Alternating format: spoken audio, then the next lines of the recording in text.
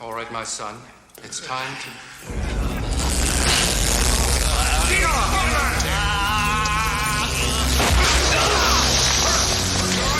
Stay away from the black spot. Yeah. Get up. Come on!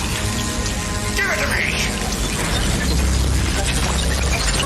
You got it, baby.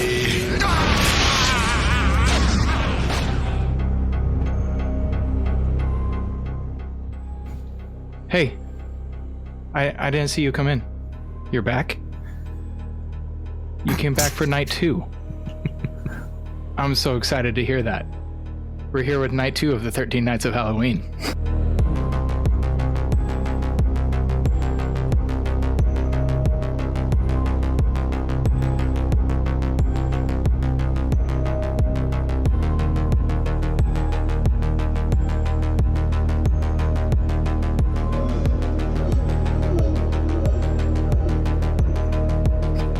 I'm Tim. I'm Bryce. And tonight we're talking about a movie from the master of horror himself, as some would say. Yeah, it's fair. Yeah, we are discussing Wes Craven's 1989 film Shocker. Yes, we are. Bryce is so excited to talk about this one. So excited. All right. So for those of you who don't know the premise of Shocker, after being captured for a series of gruesome murders, Horace Pinker, a television repairman, faces execution by the electric chair. But a deal with the devil allows him to come back as electricity. Once he changes into his new form, Pinker goes after the detective that brought him down, Lieutenant Don Parker, as well as Parker's adopted son, Jonathan. However, Jonathan's mysterious connection to Pinker through dreams might help track the killer's moves. Released October 27th, 1989, directed by Wes Craven, written by Wes Craven. Written by Wes Craven? Too many W's in this. It was written by Wes Craven. Okay, Adam Sandler. Screenplay by Wes Craven. There we go. Yep. All right. I'll start us off on this one. Go ahead. Okay, I'll go just rip first. the Band-Aid off. Go ahead. So I gave the story for this one a 3. I'm going to try to give this movie credit where I think it deserves it. This movie has some unique ideas in its story in that it kind of deals with some family trauma, which Wes Craven is kind of known for tackling those storylines. Deals with some family trauma, but also just this idea he kind of did something with Freddy Krueger where the killer comes through dreams. And this movie is him trying to have this killer come through technology, and especially the TV. There's probably some social commentary in here about TV consumption. So I'm giving it credit for having some good ideas in the story, but we'll get to the script later. It's not very well executed for me. So I think there are bits and pieces of potential in this film. But it fails to deliver on really any of them. I think it's important to note that this was his kind of response to Freddy Krueger. So he created Freddy Krueger, created Nightmare on Elm Street franchise, but then New Line Cinema kind of ripped that away from him and he lost some control. He eventually came back in the 90s. But this was his kind of attempt to create. Horace Pinker was supposed to be back for sequels. We were supposed to get more Horace Pinker. And this movie definitely feels like setup for more, although I'm not sure what the delivery on more of that was going to be. Right. Yeah. But it took 45 minutes to get to the electric chair that's mentioned in the movie premise. So there's definitely a lot of setup. Yeah, I'll get to more stuff in the script. There's a lot of setup. And you can feel like this was supposed to set up for the next big franchise, the next Jason, the next Freddy. That's what he was going for. But somebody should have reined him in a little bit on this one. little bit. That's nice of you to say. I told you I'm going to try to give credit for some ideas. Try. Oh, look at Tim being the voice of reason in this review. Yeah, I'm just going to give it to you. Somebody straight. has to be. Yeah, I'm just going to give it straight here. I gave this a 1 out of 5. Listen, don't listen to Tim all the time when he says I can't get down with like a bad horror movie. Like I can get down with like cheesy, goofy like horror movies. All right, there's what? Let's see. Like Sharknado. I got down with Sharknado. I won't watch it often, but like if it's on in the background and I see it's like okay, you know, I can get down with that. Okay. Like I'm not totally against it. But the story of this movie, this movie felt like it was trying to be. I felt like there was like 3 different stories going on. Like there was a romance at one point, and then kind of like a ghost movie where it's like I'm talking to my dead girlfriend, and then there's this like detective thriller going on, and then there's this like campy like goofy monster movie within all of it. Which I mean, is it the worst? Can you make it work? Probably, but not in this movie. I think I'm being so harsh about the story here is just it took way too much effort to try to follow what was going on in this story, and some of this will go into direction also. But I just thought that it was a very poorly written story from the beginning to the end. Like you said, 45 minutes until we get to any of like the deal with the devil monster, whatever you want to call it, stuff towards which is kind of the main point of this movie. Yeah, I think the introduction to the characters is awkward and stiff. You don't really get to know anyone. You barely get to know this guy as it is. I mean, you kind of get like this somewhat shocking reveal when he gets the chair or whatever, but it's kind of there's nothing there. There's nothing that's been built up in the story prior to that to make you give a crap about censoring yourself there. I had to catch myself there. You don't care because the story hasn't set up anything for you. It's just kind of like, oh, the stuff is happening and it's happening at a pace at a snail's pace, but also it's slow enough that you feel like there should be some backstory. There should be some character building going on here, like giving us a reason to care about some of these characters or the story that's happening before us. And like it's just I don't even know how to explain it really. It's just like a kid throwing paint on the wall and then calling himself the next Picasso, basically. Like it's bad. You're not far off. What sucks most about it, and I was telling Tim about this before we started recording, what sucks more about this is that it is a Wes Craven film, and I didn't know that until the movie was over, that it was a Wes Craven's film. So that made me even more angry about this movie than before I even watched it in the first place. We'll get into more details. You want your money back. I want my time back. Listen, this was only 2 hours, and I probably spent about a good hour, maybe hour 30, hour 15 actually paying attention to this movie. I still want my time back. That was such a waste of my time. Yeah, tell us how you really feel, Bryce. I yield. Keep going. We'll jump into character. I give the score a 1 on character. You kind of touched on it a little bit in your rant. I'm not dumb, baby. We just get warmed up.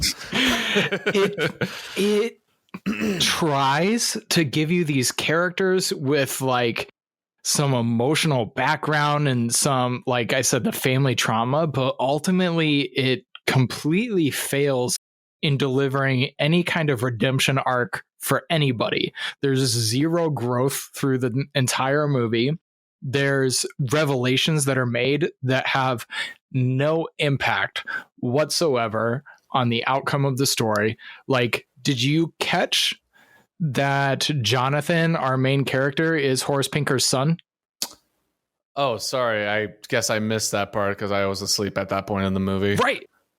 And it has little to like, it's supposed to be this giant revelation that's like, oh my gosh, because it's mentioned he's adopted all this time. Yep. It's supposed to be this big revelation.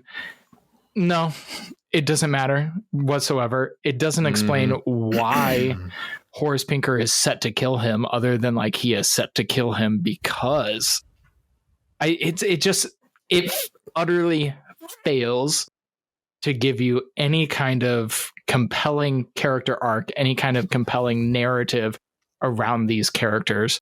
And there's like my favorite character is the one who is completely obsolete to the movie. And that was the girlfriend who they like tried to shoehorn into making her important. She was so useless. Oh my god. Yeah, she was utterly useless at the end. But at the beginning of the film, she's actually a good balance for the boyfriend. And I kind of liked her at the beginning. And then when you turning her into the ghost and all that stuff, utterly ridiculous. Yeah. So I gave the story a 1. I gave a 1 is terrible. Yeah. Or the character is a 1, which means the characters are terrible in this film. Yeah. Also, not even to mention, the killer, who we have no idea why he's a killer. He's just one of those like run of the mill. Oh, he's a bad guy. And that's it. No motivation as to why he does anything, why he kills anybody, which can work sometimes. You know, like give credit where credit, like it can work sometimes with just having an evil character. Right. But then why did he make a deal with the devil to become electricity that can only... Yeah. You got it, baby. Oh, that was so bad. I'm so glad you got that. That's actually the clip I pulled from the beginning of the episode. Oh my gosh. So good. So bad. Right. Okay. So anyway. Your character. Yeah, 1 out of 5. I hated these characters. I'm trying to think of why I didn't give it a 0, honestly. And I think it was just mostly because I'm trying to think of what it was. I don't remember. It was probably the killer. There was honestly, an attempt. Just because, like, again, I can get down with campy horror. And the killer was kind of just one of those, like, obnoxiously ridiculous killers in the movie. And like at times, I guess it was somewhat entertaining, and so I didn't feel like I could go the full like. Again, I'm trying to be a voice of reason in these reviews. I'm trying to be somewhat fair to them, and I felt like maybe giving a 0 would be a little over dramatic, as I'm going to be throughout this entire recording, but. Yeah, I could have easily given this a 0 because none of these characters hit at all. There's whatever. I'm not even going to touch on the arc. There's not really an arc in this movie. I cannot stand the main character. I'll get to it in the acting section. The girlfriend she's not really utilized at all for me well in this movie. She's just kind of a placeholder to do some stuff at the end with her little necklace or whatever. And the dad is the cop. He's supposed to kind of be this, I don't know, this like father figure for him that, you know, is trying to do the right thing by law. And also, did no one in this town think it was crazy that some kid saw this stuff in his dream and it's just like, oh, we're just gonna go with it? Like in any other movie that I've watched with that kind of a premise, like they're all always like, oh, this kid is crazy. Like you need to go to a psych ward. Believe me. Yeah, freaking the Invisible Man. Like everyone called her crazy and whatever. She got sent to a freaking insane asylum before they ever believed anything, and she had to like handle it all. Not till the very end did anyone believe her. So first of all, I should have said that in the story section, but I'll get to that on the script section. I'll get to that on the script section. It's all of it. But anyway, these characters were all bad. I could give less of a crap about any of them. It's a 1 out of 5, and it could have easily been a 0 out of 5 if I wasn't so great, so about generous, not and being over dramatic. You almost make a case there that I'm tempted to go back and give it a 0 on the character. See? Just because exactly when you think hard enough. Yeah, they're all super cliche, and I think, like you mentioned, the killer was kind of interesting, and I do think it's interesting. As I was watching it, I was interesting. I said entertaining. Entertaining, the same thing. Let's be careful here, Tim. Let's not mince words. But I was thinking the same thing as I watched it, because I did kind of pick up that he was taking Freddy Krueger evolved over the movies to this one-liner guy who would show up and right, you know, it's prime time, and he would do all Yeah. those little one-liners when he did his They kills. got so annoying. Annoying. And so I definitely picked up that Wes Craven was trying to pick up on that popularity because Horace Pinker is nothing but one-liners. It's finger looking good, and it's just okay. We'll get to the script later, Tim. Let's get there when we get there. I just thought it was an interesting evolution from Freddy Krueger to Horace Pinker doing the one-liners. Yeah, totally. Mm-hmm. But then we go to Scream just 5-ish years later, where the killer still is known for their dialogue, but it's so much more like refined and polished and makes sense. So I did think like this was an awkward child between two franchises. Yeah, totally. All right, so jumping into music, this is actually where I had to give the film credit. However, it does not go to the composer of the film. The credit I have to give goes to the heavy metal soundtrack that was just fun to listen to. It included the supergroup Dudes of Wrath. I don't know if you have heard of them. They did a couple... I don't know if it was just for this movie or a couple movie soundtracks or... Anyways, but the Dudes of Wrath is composed of members from Kiss, Whitesnake, Motley Crue, and Van Halen. The soundtrack also includes Alice Cooper and Megadeth. So, like, there were some major names attached to the music portions of this movie. And those songs were actually a ton of fun. I enjoyed those, the 80s heavy metal. It was good. Those are a good time. However, the rest of the soundtrack is not worth mentioning whatsoever. And the actual sound design itself gets the audio production is a little rough. Like, I did go back and watch it a second time, or I tried to, I should say.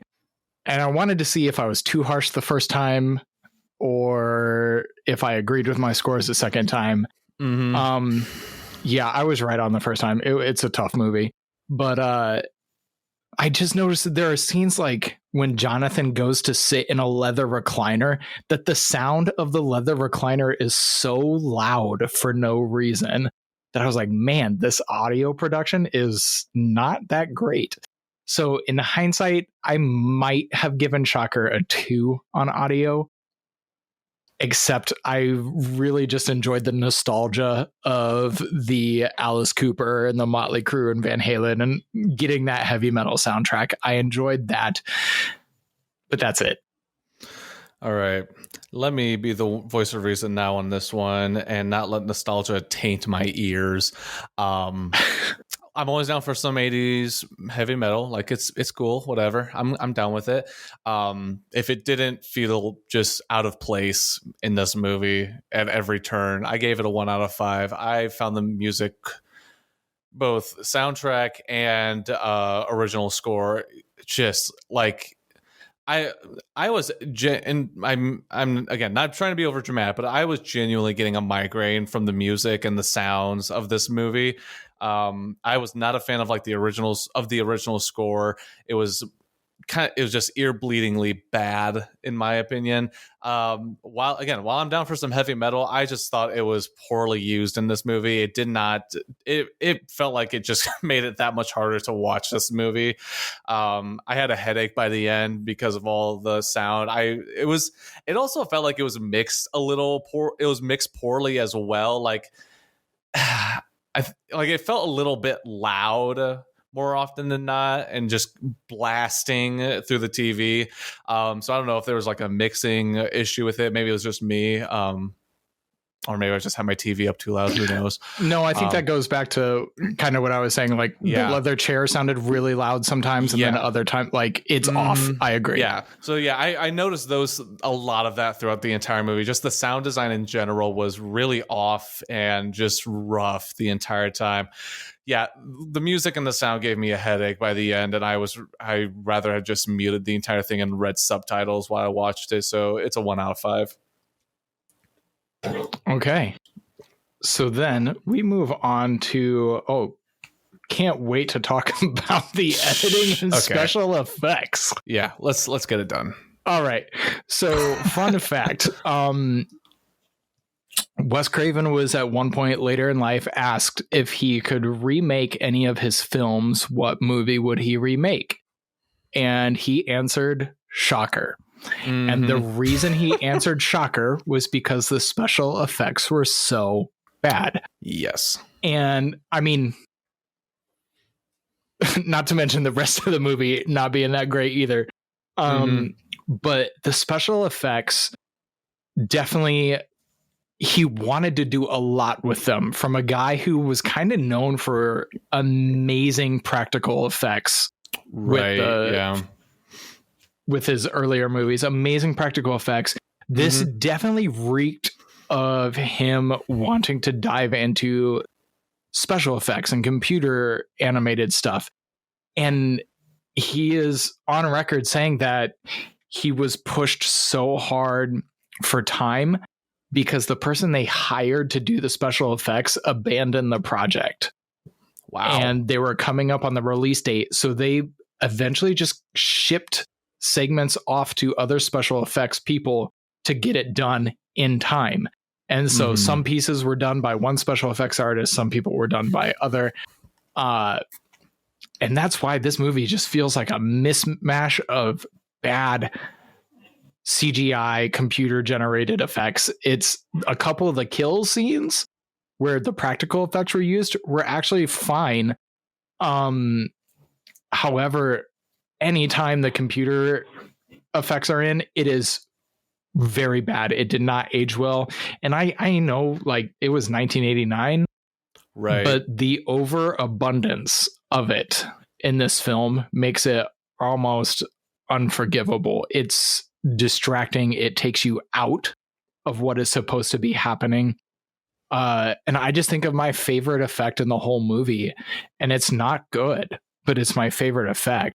Right. Is when the recliner turns into Horace Pinker and you see little eyes open in the seams. Like, for a second it's practical and then it changes to computer and the recliner morphs into Horace Pinker holding the guy down. And it's just so bad. Yeah. That scene is actually almost funny in how bad it is. Yeah. I wish I could say that about the rest of it. Like when he gets blasted by the satellite into all the other TVs, and it's awful. It is awful. Yeah, I was probably way too generous. I have no clue why I scored at this, but I gave it a 2 out of 5. It's probably definitely a 1 or 0. I think the reason I was for some reason generous was, like you said, there were some special effects that kind of worked, and it did look actually pretty decent for what it was. Like, I remember the effect that they put on him for when he had like the TV fuzz and he was like walking around. That was kind of like his form or whatever. And I was like, that actually doesn't look half bad. Like, for the time, like I try not to judge it as much for its time, but if it holds up today, like, I mean, it didn't look that bad. There's a couple of things in the beginning, also like a couple practical effects and special effects that work decently well. That it doesn't take, the effects didn't start taking me out of the movie until the last half. Like, and maybe that's why I was a little more generous, because the first half special effects really weren't that distracting for me. And so if the first half of them, and they had a decent amount of practical effects, practical and special effects in the first half compared as much as the second half. And so maybe that's why I gave it a 2. But I'm not going to sugarcoat it. It sucks. It's really bad. Even for 1989, like, that's atrocious, honestly, in some scenes. So a 2 might be the best you could argue. But the only reason I gave it a 2 was because I'm trying to genuinely remember the first half of the movie, if there's anything that stood out as super distracting, and there really wasn't anything that comes to mind. Maybe I'm forgetting, but it probably should be a 1. No, there wasn't really anything at the beginning that was distracting, but definitely the second half is awful. The final act is rough. Yeah, I want to go in on that final act because it is just some of the worst editing and special effects I've seen in a movie. I think we're gonna waste too much time going down this road. Oh, we can go down this road. I think it is so fascinating. Like the idea of hopping from one channel to another for their fight scene. Like, I think that's clever, but there's only one time that the channel they hop into interacts with them. Yeah. And that made all the other times where it didn't interact with them feel off. And they were using, like, they use a clip from Leave It to Beaver. Mm-hmm. And he's like running outside the window, yeah, Beaver, Beaver.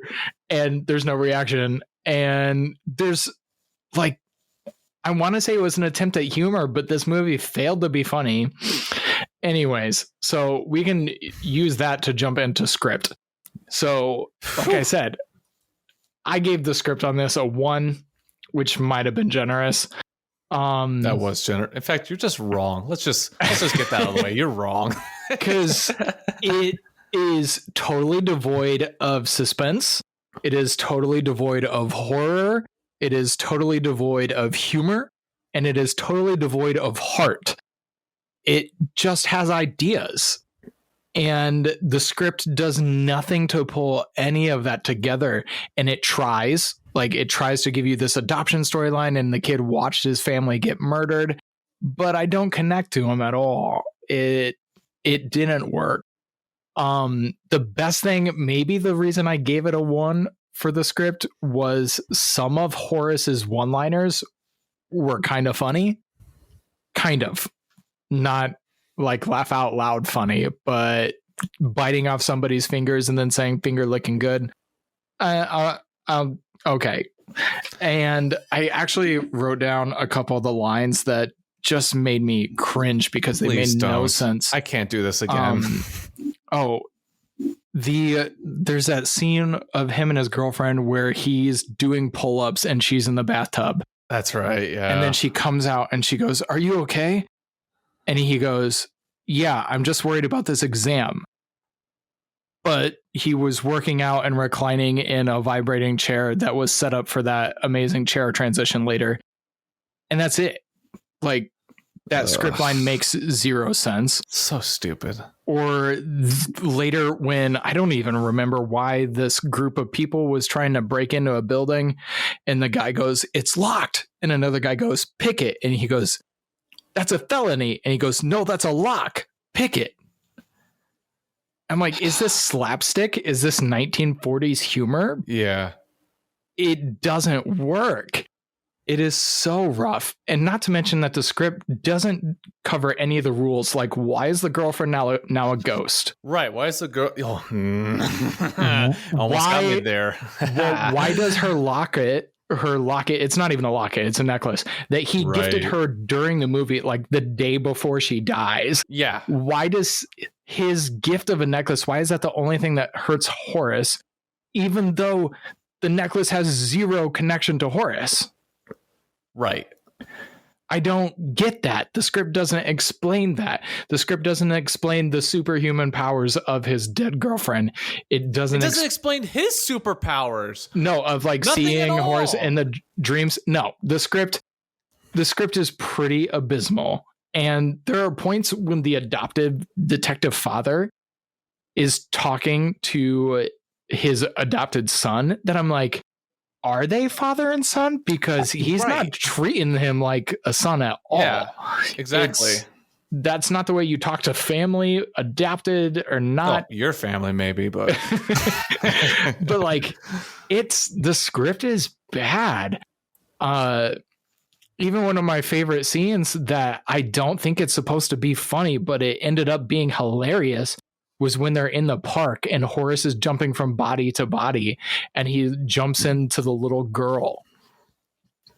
And then the mom comes up and tells Jonathan to get his hands off the little girl or whatever. But the little girl is actually Horace and she cusses him out. I'm like, I think it was supposed to be funny. I'm not sure if it was supposed to be funny, but it ended up actually just being cringeworthy. It didn't succeed at any of what it was trying to do. And that's how I feel about the script in general. It fails everything it attempts. Yeah. So I don't know why I gave it a 1. So I'm going to give you this opportunity then. It's a 0, right? It's officially a 0, right? I mean, come on. Do I give it a 1 for some of Horace's lines and just...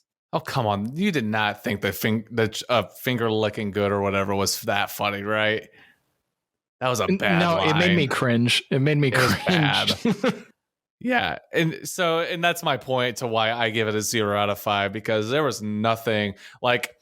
I only laughed in this movie because I was watching it with Megan, and we would only laugh because of how stupid like the lines of this movie were. The one that stood out for me was the random lips when he was selling his soul. You got it, baby. Like that's hilarious. Didn't realize the devil was the devil from South Park, who was super also gay. takes orders from who also takes from prisoners. He's like, give it to me, give it to me. You got it, babe. Yeah, like that's the most flamboyant devil I've ever heard. Oh man, it was so bad.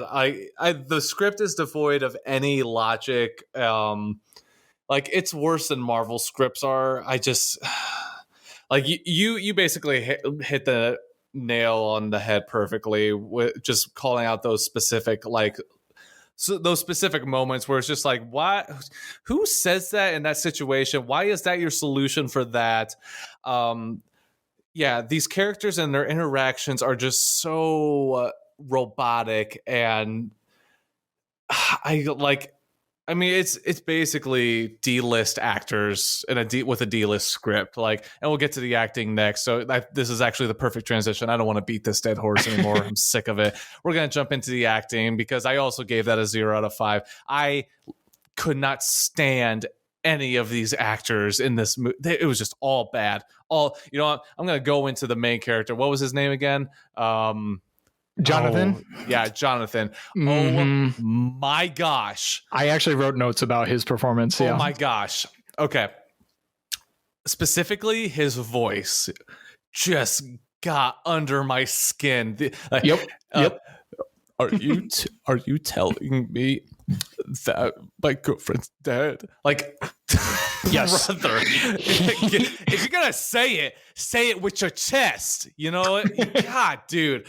He was just the worst person to listen. Like for a main character, I have to listen to. Yeah, for a guy, I have to speak for what 90% of this movie. Oh my gosh, it was like listening to nails on a chalkboard. I just wanted to strangle him.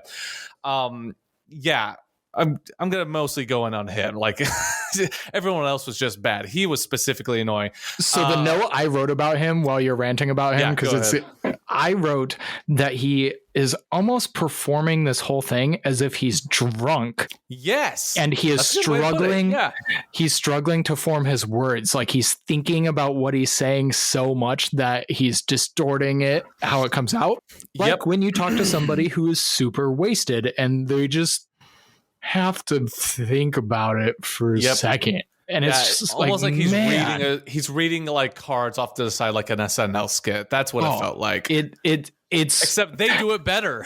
Debatably, I do think physically he fits the role. He looks the part, the part. His delivery is wretched. It's awful. Yeah, no, he was terrible. Basically, it's just mostly I'll just stick to him and Horace mostly because those are the main two characters. They're the only ones that matter. They're the only ones that matter. Horace's performance, I get it. It's cheesy, it's campy, it's over the top, but it's to the point where it's annoying, and it's just I'm just done with this movie at that point. Like if that is the main villain that I have to sit through this entire movie. And he takes up a ton of screen time. He is in this movie almost just as much as Jonathan is. I just found him annoying by the end. Again, he probably did exactly what he was supposed to do with the script, and so whatever, blame the script, I guess. But I was sick of both of these characters by the end of the movie, and at that point, if that's all I have to say about those guys, and that's the two I want to stick to, then the rest are just forgettable, and they didn't do anything special. It was bad. The dad was just kind of annoying. He almost tried too hard to be kind of the rough rough and tough, cop dad who's the father figure of this guy's life, and I was just done with him. The girlfriend was just kind of daintily. I don't even know if that's she was the right better word. before she was a ghost. Yeah, whatever. I'm sick. I'm done talking about these characters. They all suck. Yeah, I gave it a 1. I think I gave it a 1 for Peter Berg, who plays Horace Pinker. Yeah, and that or Mitch Pileggi. Yeah, Mitch Pileggi. Yeah, sorry, Peter Berg plays Jonathan. Yeah. Because Mitch Pileggi has a decent amount of acting under his belt, and for sure. Everything I've seen him in was nothing like what I watched in that. So I gave him credit for really doing something different.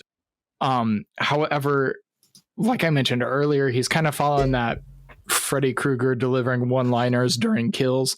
Right. But Freddy actually carried a weight of menace with him.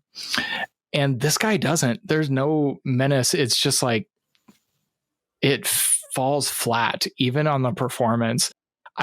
Like I said, it failed to deliver the suspense, and part of that is right.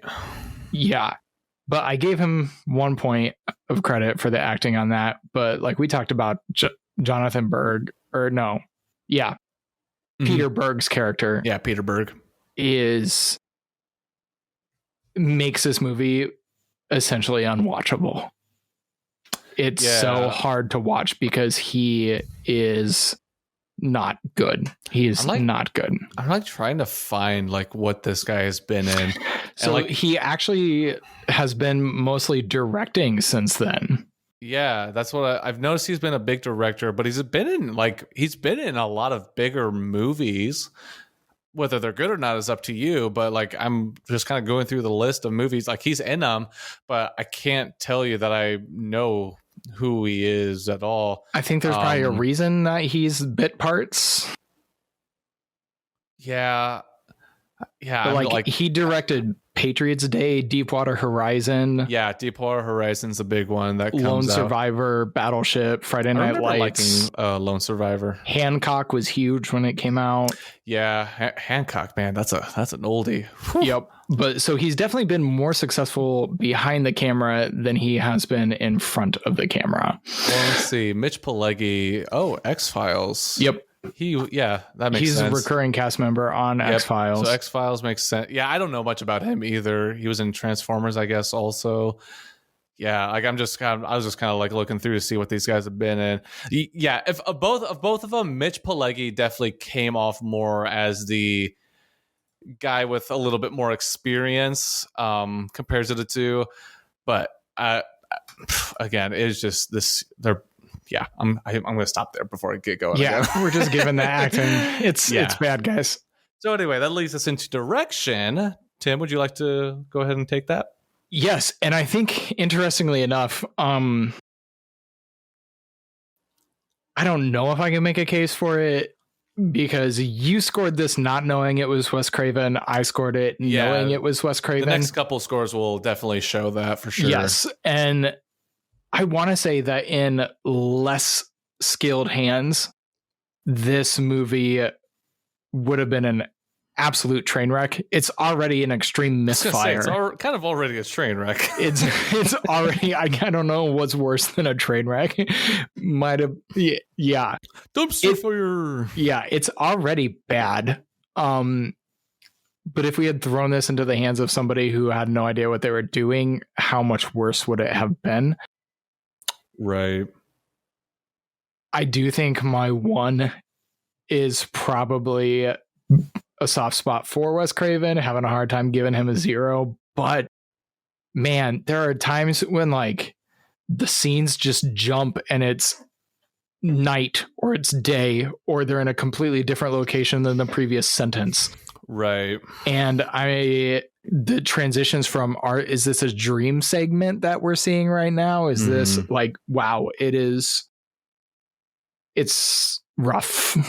So I gave it a 1. And like I said, I think that's a soft spot for Wes Craven. As I've said, for just about every other category, especially the script, it fails to deliver on everything it attempts. I do think this is one of those cases where Wes had been extremely successful prior and created major horror franchise and was doing really well. And I kind of think the studio just said, Wes, whatever you want to do it. Here's your budget, and just let him go crazy. Mm-hmm. And somebody should have been there to say, maybe this isn't a good idea. Maybe we should trim this scene. Maybe the girlfriend doesn't need to die halfway through and become a ghost. Like, I think it's a case of a director being allowed to do whatever he wanted to do when he should have been restrained a little bit. So that's why I give it the 1. Yeah, that's my thoughts on the direction. Yeah. It's almost like Zack Snyder's Sucker Punch. You know, I've been meaning to go back and revisit that movie because stylistically it looked beautiful. Sense, I'm not sure how much sense it made. So yeah, I know there was a lot of stir about him releasing a director's cut of that movie because he really wants to let that full justify vision. it. Yeah. I am curious. I do want to go back and rewatch that one. But anyway, whether or not this, I would have known this was by Wes Craven before or after the fact. I still think mine would have been 0 out of 5. I just, man, it was rough getting through this movie. I'm not going to watch this ever again. So I'm surprised you did. Yeah, like I said, it just feels like it's a bunch of different genres of movie kind of just thrown together into a big pot, and you just kind of get what you get, and the direction from beginning to end is just sloppy. It is disgusting. Absolutely no character development or growth in any way that makes you care about a character, that makes you root for a character. Even the bad guy, you're not even rooting for the bad guy. It's just, you just want the movie to end. Like, I'd rather just see a nuke get dropped and blow up the world and be like, okay, we're good to go. All right. The entire middle section of this movie just drags at a snail's pace, and it convoluted and messy. It makes no, like, the supernatural stuff makes absolutely zero sense in this movie. That's essentially a tech thriller. Yeah, it's stupid. Like, the whole necklace thing being the defense for him against the guy makes zero freaking sense at all. And it gets thrown into the lake. Yeah, his powers and how he can do stuff, why he can do it. Like, how, okay, first of all, the whole messing with electricity thing, like, why? Like, how and why? Like, it doesn't make any, like, I can suspend belief only so much, Mr. Somehow Craven. Horace got jumper cables and connected himself to a TV that was in his prison cell.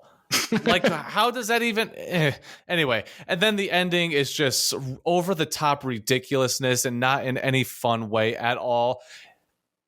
Here's the thing.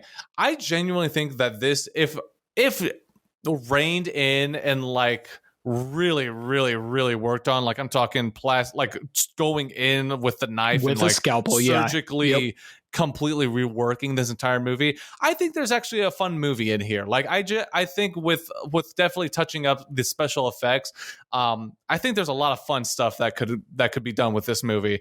But the way it is at this point, it is just unwatchable. You're left about 20 minutes in, 20, 30 minutes in, just like, sweet Lord, is this movie still going? And it hadn't even started at 20 minutes. Yeah, it didn't even start at that point. Like, I'm still trying to figure out, like, who's related to who, and like, well, how does he have those powers? Like, oh, that's just normal. Okay, cool. I'm glad we're not freaking out about that at all as characters in this movie. That brings up one of my favorite scenes early on when they sit down in the bar and it's him and his adoptive father. Yeah, and they just walk in together and they sit down and they both order a drink, and then the next line out of Jonathan's mouth is, "I bet you're wondering why I called you here." Nope. That's not what he said. He says, "So I bet you're wondering why I called you here." Yep, you're right. You got the inflection. Yeah, and it's just like, again, you guys walked in together. You weren't having a conversation before. Anyways, yeah. So 0 out of 5. It's awful. This movie's direction, why, like, it's hard to keep up with this movie. You have no clue what's going on, and you don't care either. So you're probably just going to end up not paying attention anyway.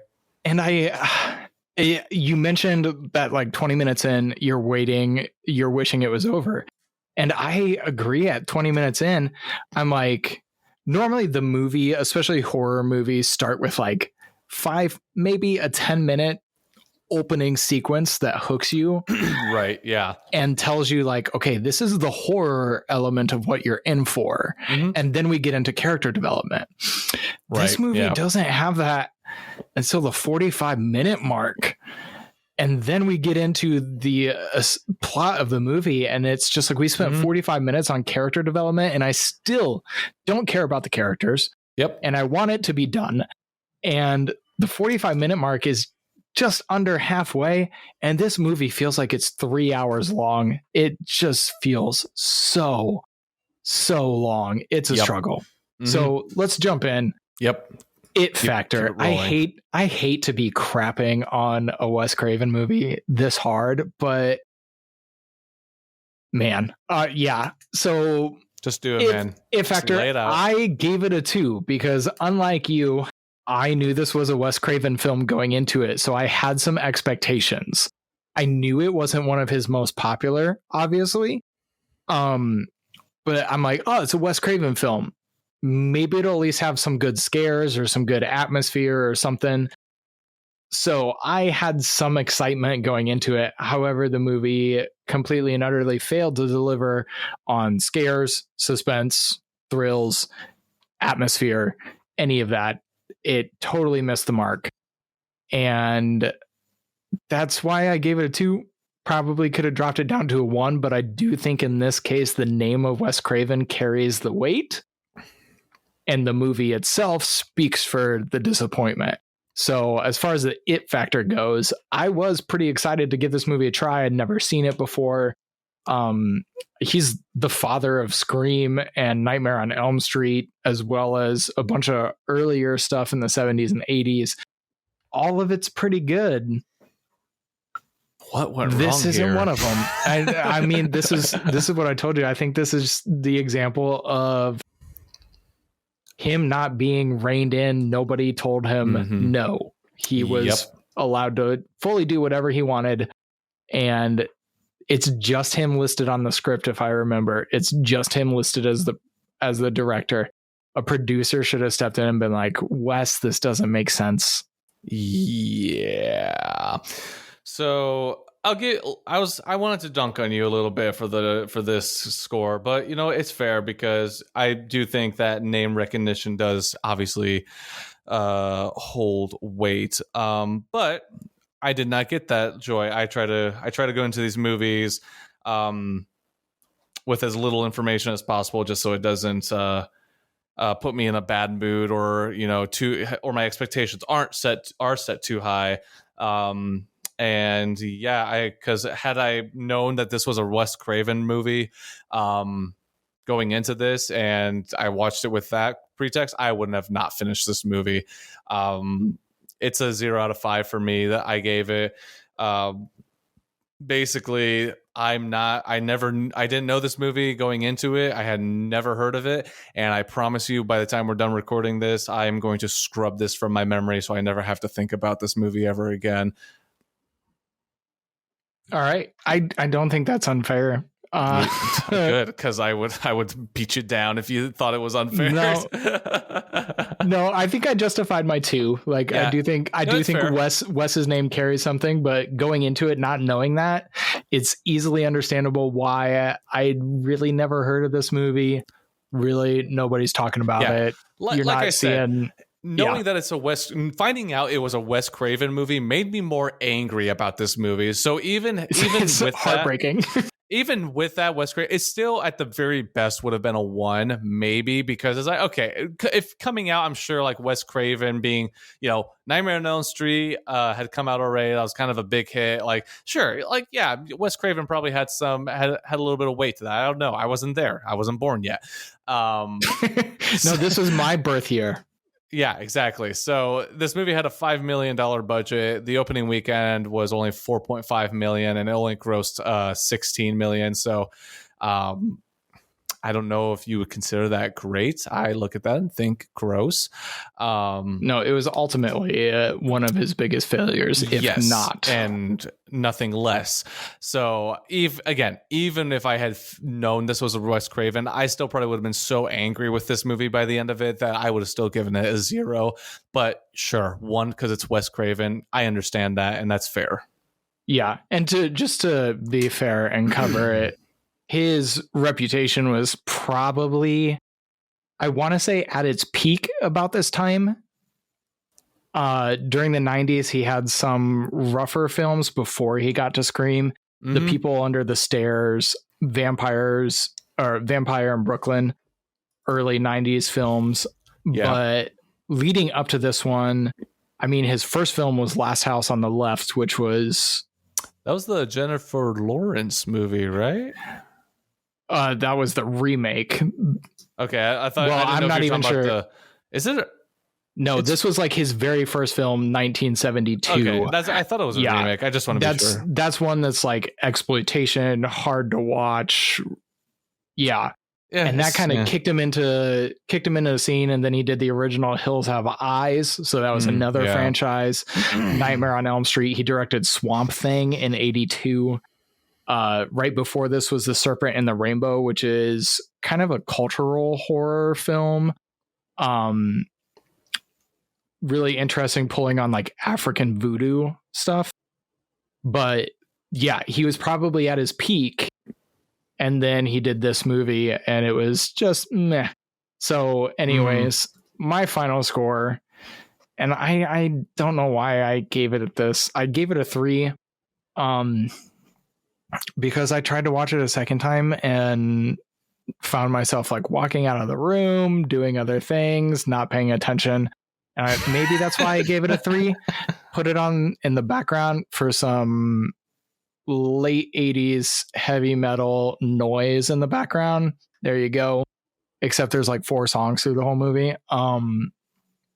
Yeah, I gave it a 3. I don't want to watch it again. Maybe someday I'll be like, oh, you like Wes Craven? Well, have you seen this film? And then don't you do that to someone. Yeah, then I'll make somebody do that. Watch it. Yeah. But it's just not enjoyable. It's not a good movie. I don't want to watch it. It's not even, I told Bryce beforehand, it's not even so bad it's good. Like, some of it is chuckle worthy, but none of it is like, this is so absurd, I'm dying laughing. It's more like, man, this is something, like you said, you feel like if you went in with a scalpel, there could have been something good there. And I do think maybe the idea between Horace Pinker and Jonathan, just that one storyline fleshed out a little bit more, could have made something watchable. But instead we added in all of these other things that just make it a jumbled mess. Yeah, I gave it a 3, but that's a generous 3. Yeah, I gave this a 0 out of 10. I feel like I've made my points pretty clear for the most part. So yeah, I'll never watch this movie. One more time for the people who just came in. So for all you coming, no, go ahead, take a seat. Yeah, no, sit down. You're good. Get your drinks. Thank you for joining us tonight. Yeah, thanks for joining us here tonight. Yeah, go ahead and just take a seat real quick. So starting from the top. Yeah, this movie is just horrendous.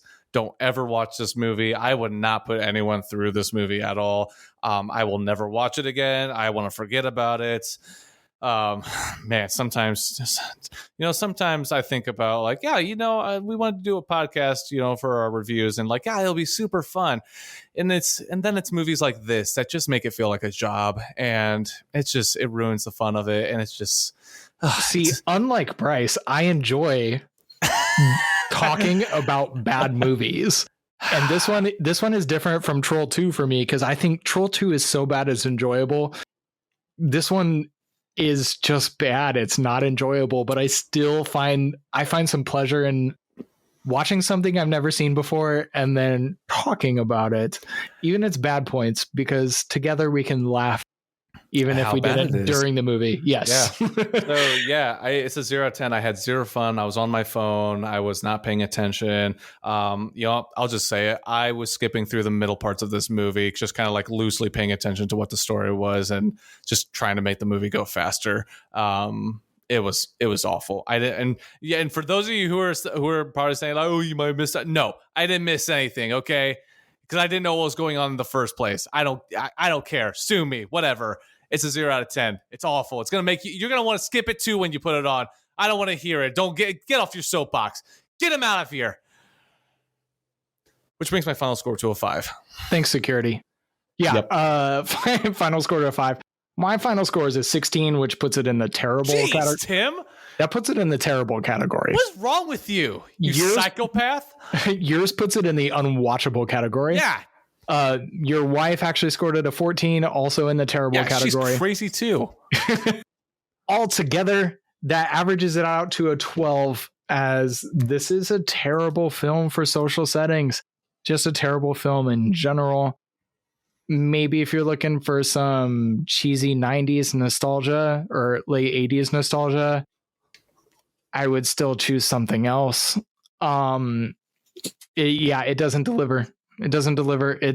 Don't watch it, skip it, move on. I am sorry to bring this to you on the second night of 13 Nights of Halloween. We have so much to go through still. Yep. Oh my God. Let's hope to be fair and to put this out there right now. I've seen maybe 3 movies on this list. So we picked movies based on my birth year, Bryce's birth year, his wife's birth year, and my wife's birth year. And then for our 13th movie, we have a surprise film that we haven't announced yet that will be the birth year of 13 Nights of Halloween. So the first year we started doing this, which is 2020. So some of these movies, because we were limited by the year they were released, really limited by choices. Really challenged us in our when it came to 89, I picked this one because it was a Wes Craven film. Honestly, I picked it because of the name, and I was like, hey, and there might have been some better options in the year, but if you liked the movie, we want to hear from you, please. If you give us scores. I'm hoping you're out there. Sorry. I don't know what just happened. If you're out there, if you're following along night by night, shoot us the score. If you sat down and watched it, first of all, I'm sorry. If you enjoyed it, let us know. Okay. I'm hoping we can deliver a better movie to you tomorrow. Says you. I'm hoping. I hope so. Yeah, for night 3. I don't know what it's going to be yet. I mean, I kind of do, but I'm not going to tell you. Yeah, so I want you to show up. We need to keep this one a little more hush-hush. I want you to show up for night 3. Yeah, so we kicked it off strong with Ring, and then we brought you back down to reality with Shocker. So it's going to be a long 13 nights. It will be, but we're glad you're here. Amen. All right. So with that about wraps up this episode. Make sure you guys go ahead and leave us a review of this movie if you've seen it, if you watched it. If you're the one person in this world who likes this movie, please let us know. Make some points. And trust me, I've read through IMDb reviews. Okay, so there are people out there who like this movie for whatever reason. So we want to hear from you. Please let us know. I think that'd be pretty cool. But as always, make sure to follow us on the YouTube, the YouTube, the Rumble, the Spotify. Follow us on Facebook and Instagram. And we're on Apple Podcasts now, yes, Google Apple Podcasts. Yep. Go ahead and follow us there as well. Get us there. Leave us your reviews for this movie and any other movie that you're watching. Go back and see some of our reviews that we've done this year and leave a review because we got some things planned for the end of the year possibly. But yeah, outside of that, Tim, anything else? Outside of that, thank you for joining us tonight. It was good to see you again. Bring a friend tomorrow. Sure, whatever that means. Yeah. Bring a friend. Join us for night 3, whether that's sharing this with a friend or inviting them for a listening party. I don't care. Yeah. Tell somebody about it. Tell anyone. Just say you're sorry for us. Tell your mom. Or your dad. Or your uncle. or your Not the aunt. creepy uncle. Not the creepy Not- one. No, Yeah, don't, not the creepy uncle. All right, we're dragging this on a little bit here. Yeah, see you tomorrow. Yep, see you guys.